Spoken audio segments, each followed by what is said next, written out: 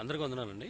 ఇప్పుడు క్రైస్తవులారా, నిజమైన దేవుని తెలుసుకున్న మనము దేవుని కొరకు మనం ఏం నిశ్చయించుకున్నామో, దేవుని కొరకు ఏమైనా చేయాలనుకుంటున్నామా, ఏదైనా ప్రేరేపణ కలుగుతుంది అనుకోండి, అది దేవుని కొరకు మనస్ఫూర్తిగా చేయండి.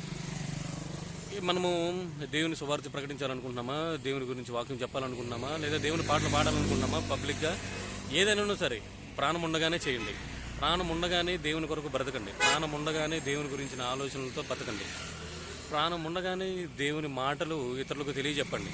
దానికంటే ముందుగా మనం ప్రవర్తన మార్చుకోవాలి. దానికంటే ముందుగా మన ఆలోచనలు మార్చుకోవాలి. దేవుని సంబంధమైన ఆలోచనలుగా మన ఆలోచన మార్చుకోవాలి.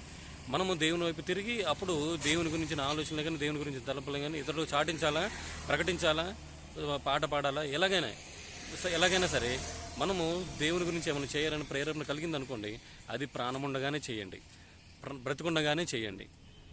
చనిపోయిన తర్వాత మనం ఏమీ చేయలేని పరిస్థితి. మనం నిజ దేవుని తెలుసుకున్నాం. ఆ దేవుని గురించి ప్రకటించే పనిలో ఉండండి.